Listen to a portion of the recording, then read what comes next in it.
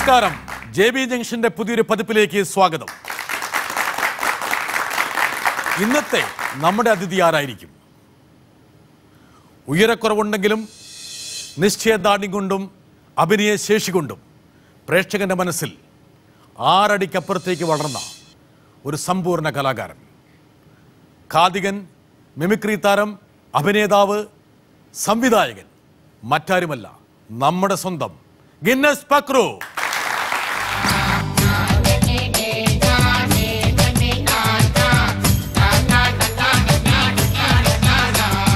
ചക്കരമാവിന്റെ കൊമ്പത്തിരിക്കണം മാമ്പഴം പോലത്തെ മങ്കപ്പെണ്ണ, എത്തിട്ടും തൊട്ടില്ല തൊട്ടിട്ടും എത്തില്ല എത്താ കൊമ്പത്തെ തത്തപ്പെണ്ണ.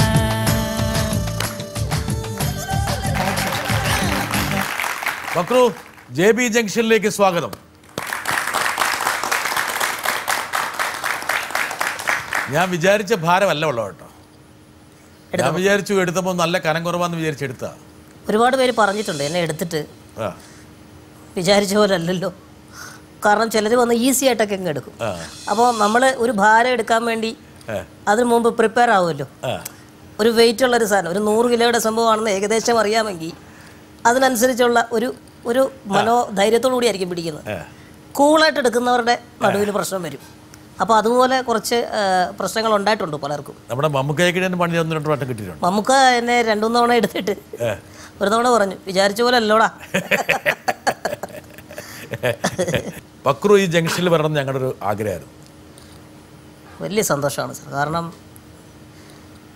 ഈ പ്രോഗ്രാം കാണാറുണ്ട്, സാറിൻ്റെ ചോദ്യങ്ങളും അതുപോലെ കുറേ കാര്യങ്ങൾ നമ്മളെപ്പോലുള്ള കലാകാരന്മാരോട് തമാശയ്ക്ക് പറ്റുന്ന രീതിയിലുള്ള ചോദ്യങ്ങളാണ് കൂടുതലും വരുന്നത്. കുറച്ച് കാര്യഗൗരവമുള്ള അല്ലെ എന്തെങ്കിലും ഒരു വളരെ നമുക്ക് കാര്യമായിട്ട് പറയാൻ പറ്റുന്ന ചില അവസരങ്ങൾ ഇങ്ങനെയുള്ള മുഹൂർത്തങ്ങളാണ്. അതിന് പറ്റുന്ന ഒരു വലിയ വേദി തന്നെയാണ് JB ജംഗ്ഷൻ എന്നാണ് എൻ്റെ വിശ്വാസം. പിന്നെ എൻ്റെ സൈസിന് ഇത് JB ജംഗ്ഷൻ അല്ല, ഇത് JB ടൗണാണ് നമ്മുടെ സൈസ് വെച്ച് നോക്കുവാണെങ്കിൽ. പക്രുവിൻ്റെ ഈ ഒരു നർമ്മം അല്ലെങ്കിൽ നർമ്മത്തിലൂടെ കാര്യം പറഞ്ഞ രീതി, ഞാൻ പക്രുവിനെ ശ്രദ്ധിക്കാൻ വേണ്ടിയിട്ട് കുറേ കാലമായി. ഒരു ചെറിയ മനുഷ്യനിൽ നിന്ന് വലിയ മനുഷ്യനിലേക്കുള്ള പക്രുവിൻ്റെ ആ പ്രയാണം. ഞാൻ ആമുഖത്തിൽ പറയായിരുന്നു, ചെറിയ മനുഷ്യനാണെങ്കിലും പ്രേക്ഷകൻ്റെ മനസ്സിൽ കഴിവ് കൊണ്ടും നിശ്ചയദാർഢ്യം കൊണ്ടും പക്രു 6 അടിക്ക് അപ്പുറത്തേക്ക് വളർന്നു കഴിഞ്ഞു. കാഴ്ച എന്നുള്ളത് നമ്മുടെ മനസ്സിൻ്റെ അവസ്ഥയാണ്. പക്രു തിരിച്ചറിയുന്നുണ്ട് ഈ വളർച്ച? തിരിച്ചറിയുന്നുണ്ട്. കാരണം ഞാനങ്ങ് പൂർണ്ണമായിട്ട് വളർന്നു എന്നുള്ള ഒരു വിദ്യാധാരണയൊന്നും എനിക്കില്ല. പക്ഷേ എനിക്ക് ഈ സാറ് പറഞ്ഞ പോലെ തന്നെ പ്രേക്ഷകൻ്റെ മനസ്സിൽ എനിക്ക് 6 അടി ഉയരത്തിലാണ് എന്നുള്ളത് ഞാൻ തിരിച്ചറിയുന്നുണ്ട്. അതെങ്ങനെയാണെന്ന് വെച്ച് കഴിഞ്ഞാൽ അവർക്ക് എന്നോടുള്ളൊരു സമീപനം. ഞാൻ എന്ത് ചെയ്താലും എന്നെ ഒരുപാട് ആൾക്കാർ വിളിച്ചും അല്ലാതെയും. പിന്നെ മറ്റൊരു കാര്യം, ഒരു സിനിമയാണെങ്കിൽ കൂടി അത് ചെയ്തു കഴിഞ്ഞാൽ അടുത്ത മിനിറ്റിൽ അല്ലെങ്കിൽ അടുത്ത സെക്കൻഡിൽ ഞാൻ സ്റ്റേജിലുണ്ടാവും. ആ സമയത്ത് നമ്മൾ വരുമ്പോഴുണ്ടാകാവുന്ന പ്രേക്ഷകൻ്റെ ആ ഒരു കയ്യടിയുണ്ട്, അല്ല അവരുടെ ഒരു ആവേശമുണ്ട്. അത് കാണുമ്പോൾ നമുക്കറിയാം അവർക്ക് അവരുടെ മനസ്സിൽ നമ്മൾ എന്താണ്, അല്ലെങ്കിൽ നമ്മളെ കാണാൻ അവരെത്രത്തോളം ആഗ്രഹിക്കുന്നു, അല്ലെങ്കിൽ നമ്മളെ കാണുമ്പോൾ അവരെത്രമാത്രം സന്തോഷിക്കുന്നു എന്നുള്ളത് മനസ്സിലാക്കാൻ പറ്റും. ഉണ്ടപ്പക്രു എന്നുള്ള അജയന് ഉയരമുണ്ടായിരുന്നെങ്കിൽ എന്താകുമായിരുന്നു സ്ഥിതി? ഒന്നും പറയാൻ പറ്റില്ല സാർ.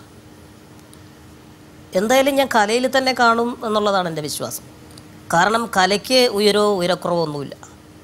പക്ഷേ ഇത്രയും ഒരു എന്താ പറയുന്ന ഒരു അറിയപ്പെടുന്ന, അല്ല ഇപ്പോൾ എനിക്ക് കിട്ടിയിരിക്കുന്ന ഇത്രയും വലിയ ഒരു എക്സ്പോസ് എന്ന് പറയുന്നൊരു സംഭവം ഒരുപക്ഷെ ഉണ്ടാവില്ലായിരിക്കാം.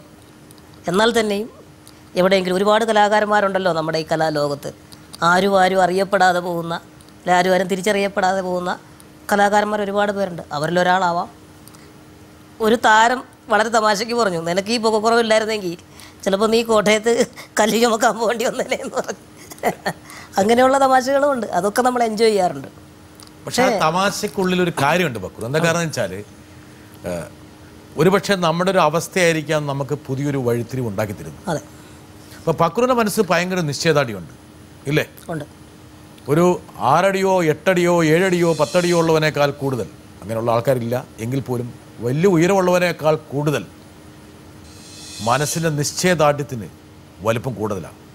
പക്രുവിൻ്റെ ഒരു ജീവിതരേഖയിലൂടെ എങ്ങനെ വെറുതെ ഒന്ന് കണ്ണോടിച്ചപ്പോൾ ആ തുടക്കത്തിലുള്ള ബുദ്ധിമുട്ടുള്ള കാലങ്ങൾ. പക്ഷെ അവിടെയൊന്നും തടർന്നില്ല പക്രു. ഇല്ല,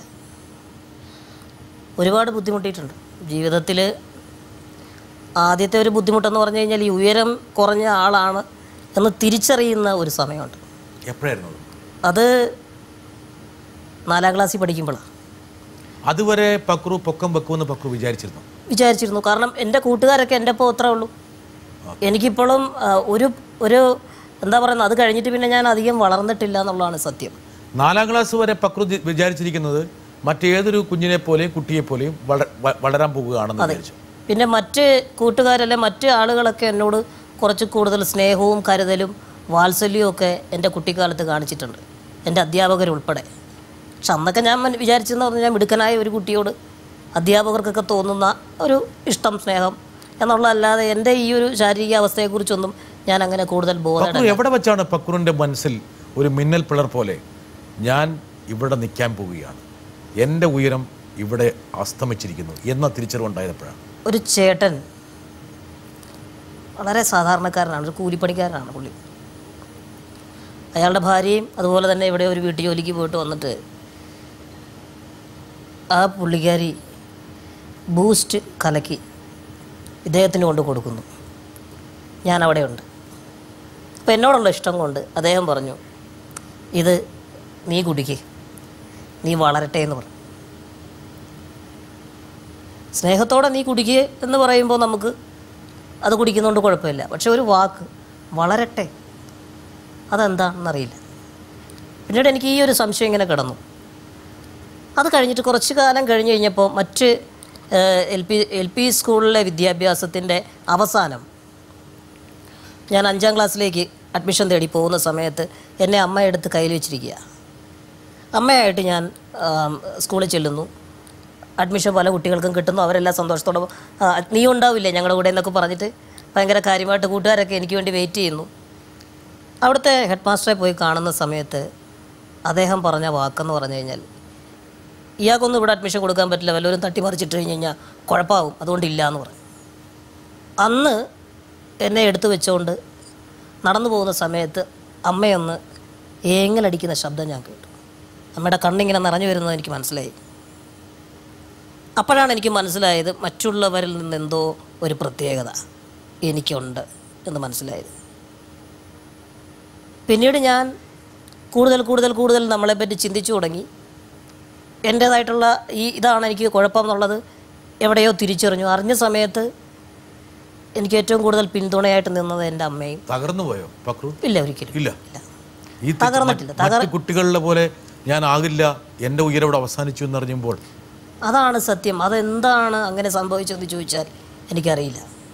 ഒരു പക്ഷേ എന്നോടുള്ള ആൾക്കാരുടെ മനോഭാവമാകാം. എന്നെ ഒരിക്കലും ഒരു കൂട്ടത്തിൽ നിന്നും വിട്ടിട്ടില്ല, ആരും മാറ്റി നിർത്തിയിട്ടില്ല. എൻ്റെ കൂട്ടുകാരെന്നെ എപ്പോഴും സപ്പോർട്ട് ചെയ്തും അവരെന്നെ ഇങ്ങനെ എടുത്തുകൊണ്ട് നടക്കലും എനിക്ക് ഇപ്പോൾ ഞാൻ ഈ സമയം വരെയും ഇതൊന്നും അല്ലെങ്കിൽ കൂടി ഞാൻ പോയി ആരോടെങ്കിലും ഒന്ന് കുറച്ച് നേരം കൂടുതൽ സംസാരിച്ചാൽ അവരെൻ്റെ ഒരു നല്ല സുഹൃത്തായി മാറും. അത് കഴിയുമ്പോൾ ആ സുഹൃത്ത് തന്നെ പറയും, നിങ്ങൾക്ക് ഇങ്ങനെ ഒരു കുഴപ്പമുണ്ടെന്നൊന്നും തോന്നില്ല കേട്ടോ, ആദ്യം കാണുമ്പോൾ ഉള്ള ആ ഒരു കാഴ്ചയിലുള്ളൊരു കൗതുകമുള്ളൂ, അത് കഴിഞ്ഞ് കഴിഞ്ഞാൽ പിന്നെ വലിയ വ്യത്യാസമൊന്നും ഞങ്ങൾക്ക് തോന്നിയിട്ടില്ല. എനിക്ക് തോന്നുന്നു വളരെ ചെറുപ്പത്തിലെ മെച്ചൂർഡായി എന്ന് വേണേൽ പറയാം. കാരണം അതിനകത്ത് 2 കാര്യങ്ങളാണ്. ഒന്ന്, ജീവിതത്തിൻ്റെ ഒരവസ്ഥ. കാരണം ഞാൻ ഈ പറയുന്ന കാലഘട്ടത്തിൽ എൻ്റെ ചെറുപ്പത്തൊന്നും എനിക്ക് വീടില്ല, സാമ്പത്തികമായിട്ട് വളരെ മോശമായ ഒരവസ്ഥയാണ്. അമ്മയ്ക്കും അച്ഛനും ഉള്ളൊരു ചെറിയ ജോലി കൊണ്ടാണ് ജീവിതം മുന്നോട്ട് പോകുന്നത്. അപ്പോൾ നമുക്ക് രക്ഷപ്പെടണം, അല്ലെങ്കിൽ കുടുംബത്തെ രക്ഷപ്പെടുത്തണം. ഞാനിങ്ങനെ ആയിപ്പോയി, ഇനിയിപ്പോൾ എനിക്ക് എന്ത് ചെയ്യാൻ പറ്റും എന്നൊക്കെ ഉള്ള രീതിയിലാണ്. പിന്നീട് ഞാനിങ്ങനെ ആലോചിച്ചു, ഇങ്ങനെ ഇരുന്നിട്ടൊന്നും കാര്യമില്ല, നമുക്ക് എന്ത് ചെയ്യാൻ പറ്റുമെന്ന്. ആ സമയത്താണ് സ്കൂളിൽ യുവജനോത്സവം വരുന്നത്. എല്ലാ കാരണം എണ്ണത്തിൽ കുറവാണ് സ്കൂളിൽ കുട്ടികൾ. അപ്പോൾ യുവജനോത്സവമൊക്കെ ഒന്ന് കാര്യമായിട്ട് നടക്കണമെങ്കിൽ ആരെങ്കിലുമൊക്കെ എല്ലാ കുട്ടികളും എന്തെങ്കിലുമൊക്കെ ചെയ്യണം. അങ്ങനെ അവിടുത്തെ ടീച്ചേഴ്സ് നിർബന്ധപൂർവ്വം എന്നോട് പറഞ്ഞു, അജയനും എന്തെങ്കിലും ചെയ്യണം. ഞാൻ ആദ്യം പറഞ്ഞ നമ്മളെ അങ്ങനെ മാറ്റി നിർത്തുന്നില്ല. അങ്ങനെ ഞാൻ വീട്ടിൽ പോയി ടീച്ചർ പറഞ്ഞിട്ടുണ്ട് എന്തെങ്കിലും ചെയ്യണം, എന്ത് ചെയ്യുമെന്ന് പറഞ്ഞപ്പോഴാണ് ആ സമയത്ത് ഏറ്റവും വലിയ ജനകീയ കലയെന്ന് പറഞ്ഞാൽ കഥാപ്രസംഗമാണ്. ഒറ്റയ്ക്ക് നിന്ന് ഷൈൻ ചെയ്യാൻ പറ്റുന്ന. അപ്പോൾ ആ സമയത്ത് നമ്മൾ കുറച്ച് ചെറിയ താളബോധവും ഈ കൊട്ടും കാര്യങ്ങളും ഈ എന്തെങ്കിലും ടിന്നും കാര്യങ്ങളൊക്കെ കിട്ടി എടുത്ത് വെച്ച് കൊട്ടലും. അച്ഛനൊരു കലാകാരനാണല്ലേ? കലാകാരൻ എന്ന് പറയാൻ പറ്റില്ല, പക്ഷേ അദ്ദേഹം വളരെ വലിയൊരു കലാസ്നേഹിയാണ്. അത്യാവശ്യം അച്ഛൻ്റെ കഥാപ്രസംഗത്തിൻ്റെ ആൾക്കാരൊക്കെ ആയിട്ടുള്ള ബന്ധവും പുള്ളിയുടെ പഴയ കാലഘട്ടത്തിലൊക്കെ ചെറുതായിട്ട് കഥ പറഞ്ഞിട്ടുണ്ടെന്നൊക്കെയാണ് ഞാൻ അറിഞ്ഞത്. അപ്പം കഥാപ്രസംഗം നമ്പറാക്കാൻ തീരുമാനിച്ചു. അപ്പോൾ കഥാപ്രസംഗം ചെയ്യാൻ പറഞ്ഞു. അങ്ങനെ ഞാൻ കാതികൻ എന്നുള്ള രീതിയിൽ ഒരു ചെറിയ കഥയൊക്കെ വെച്ച് ഒരു ചെറിയ ജുബയൊക്കെ ഇട്ട് സ്കൂളിൽ ചെന്നു കഴിഞ്ഞപ്പോഴേ എന്താ ചെയ്യാൻ പോകുന്നത്, കഥാപ്രസംഗം. അപ്പോൾ എല്ലാവരും ഒന്ന് ചിരിച്ചു. എങ്ങനെയാ? അപ്പോൾ പ്രശ്നം എന്താണെന്ന് വെച്ച് കഴിഞ്ഞാൽ കാതികൻ സ്റ്റേജിൽ കയറി എന്നാൽ കാണണ്ടേ, അത് വലിയൊരു കുഴപ്പമായി. അപ്പോഴാണ് എല്ലാവരും കൂടി ഇങ്ങനെ പറഞ്ഞത്, ഒരു കാര്യം ചെയ്യും, ഒരു ടേബിൾ ഇട്ടിട്ട് കാതികൻ അതിൻ്റെ മേളിൽ നിർത്തിയിട്ട് ഒരു സൈഡിൽ ഹാർമോണിയം ഒരു സൈഡിൽ തബല, ഇതിൻ്റെ രണ്ടിൻ്റെ ഇടയ്ക്ക് കൊച്ചു കാതികൻ. ഞാനിപ്പോഴും ഓർക്കുന്നുണ്ട്. കർട്ടനൊക്കെ അങ്ങോട്ട് പൊങ്ങി, എല്ലാവരും ഇങ്ങനെ വളരെ ആകാംക്ഷയോടെ കാത്തിരിക്കുകയാണ്. ഞാനങ്ങോട്ട് വന്നിട്ട്, കലാസ്നേഹികളായ ഗുരുജനങ്ങളെ, സഹോദരി സഹോദരന്മാരെ, നിങ്ങളേവരോടുമുള്ള അനുവാദത്തോടും അനുഗ്രഹത്തോടും കൂടി ഞാൻ എൻ്റെ കഥാപ്രസംഗം ആരംഭിക്കുകയാണ്. ഇന്ന് ഞാൻ ഈ വേദിയിൽ അവതരിപ്പിക്കുന്ന കഥ മാറ്റുവിൻ ചട്ടങ്ങളെ. അവിടെ സിമ്പലാണ്. ആ സിമ്പൽ അടിച്ചത് ഞാനൊന്ന് ഞെട്ടി. കാരണം അത്ര സ്ട്രോങ് ആയിട്ടൊരു സാധനത്തിന്റെ കാര്യം നമ്മൾ അറിയുന്നില്ലല്ലോ. ആ ഞെട്ടലും ഓഡിയൻസിൽ നിന്നൊരു ചിരി.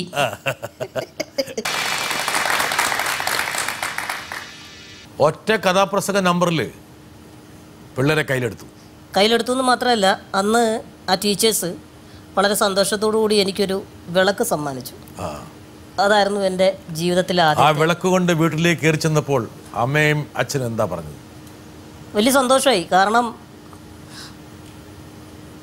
ആ വിളക്ക് ചെറുതായിരുന്നെങ്കിലും നമ്മളെ സംബന്ധിച്ചിടത്തോളം ഏതാണ്ട് നമ്മുടെ അരപ്പക്കം വരുന്നൊരു വിളക്കായിരുന്നു. ആ വിളക്ക് കത്തിച്ചത് ഒരു വലിയൊരു ജീവിതമായിരുന്നു. അതെ, അതായിരുന്നു ഒരു വലിയ, അതും അധ്യാപകർ തന്നത്.